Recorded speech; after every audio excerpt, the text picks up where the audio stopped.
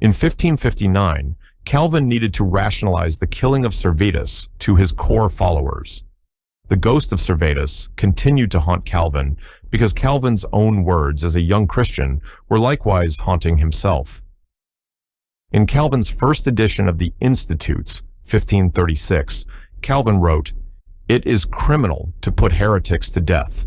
To make an end of them by fire and sword is opposed to every principle of humanity." Stefan Zweig, in his book The Right to Heresy, says, "Indeed, just before he died, Calvin taught in his commentary on Ezekiel 18:34 that anyone like himself who had been regenerated can be an unrepentant murderer and still can expect eternal life, contrary to what Apostle John taught." Obviously, Calvin's doctrine after the killing of Servetus was shaped by his need to justify his role. We would expect Caiaphas to do likewise so as not to lose face for having Jesus killed as an alleged blasphemer. Hence, Calvin's doctrine is often dictated by Calvin's policy of protecting himself rather than providing true doctrine. Unless you know Calvin's true responsibility in the Servetus affair, you will never anticipate the need to read Calvin with skepticism. Moreover, and importantly, the Servetus affair was the direct result of the license provided by Calvin's religious doctrine. It allowed him to harbor for a very long time a personal animosity against Servetus, never realizing the spiritual danger to himself for hating another human being. Calvin knew Servetus since college days in 1534. In approximately that year, they mutually planned a public debate which was canceled. They corresponded numerous times until their correspondence ceased in 1543. Then, in 1546, Calvin put in writing to Farel that Calvin would not let Servetus leave Geneva alive if Servetus should set foot in it. Calvin repeated such an intent in writing during the Servetus trial of 1553. How was this desire to kill someone over differences of opinion justified in Calvin's thinking as of 1546? This is difficult to explain because it was in this time period that Calvin adamantly insisted heretics were not to be killed, instead must be corrected only by doctrine. Thus, how did Calvin rationalize his desire to kill Servetus in this period of time when he espoused tolerance toward heretics?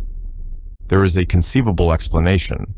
Calvin's doctrine on evil effectively erases the moral barrier to commission of evil, whether this doctrine was consciously or unconsciously designed to do so.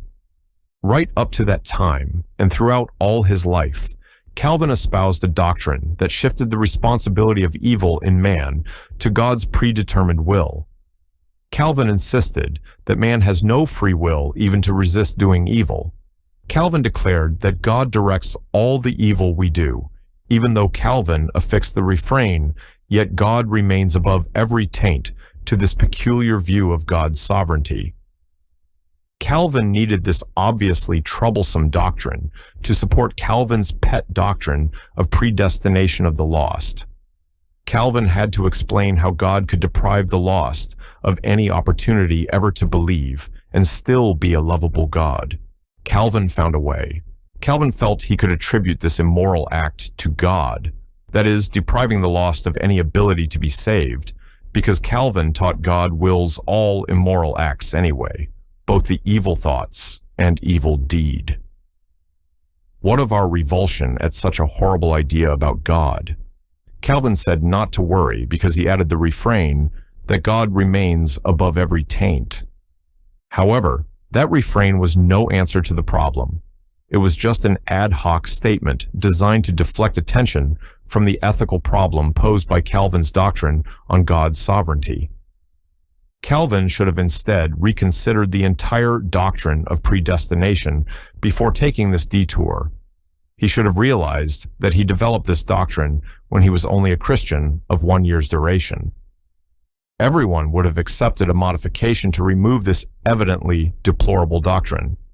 Unfortunately, no experience nor criticism ever dislodged Calvin from this bizarre claim that he first uttered in 1536 in his Institutes. When we then cast our eyes at the killing of Servetus, we can legitimately ask this question: What would one expect from a theologian who saturates his mind with the belief that God directs all murderers' thoughts, and God makes murderers in fact murder, although supposedly God remains above every taint despite doing so? The answer is obvious. With Calvin's bizarre idea, one can license himself murdering another because it is God's will and direction, even as you do so. Then, if you are in God and God's Spirit is in you, then you can freely murder and still enjoy Christ's covering because God directed the evil and he was beyond any taint. His glory covers your murder. This doctrine of God's role in evil will similarly become the hole in anyone's conscience who believes it. Hence, one cannot ignore that key tenets within Calvinism could obviously be used to rationalize a most egregious crime, even in a conscience that supposedly loved God. Whether purposefully designed from the beginning this way or not, these key tenets gave Calvinism its ultimate shape. Calvin delivered a deformed version of Christianity. This is extremely relevant today because the Westminster Confession perpetuates Calvin's doctrine about God's responsibility for evil through weekly Bible studies in hundreds of churches. It is a doctrine, if truly harbored and relied upon, can corrupt the soul, as Lutherans, Baptists, and evangelicals have consistently tried to warn Calvinists for centuries. Introducing a non-believer to Christ through Calvin is thus fraught with problems. Calvin is a negative stain on Christianity, despite all the relevant and even accurate statements in his commentaries. Calvin, frankly, is an embarrassment to the faith. That many Christians call themselves Calvinist merely compounds the problem.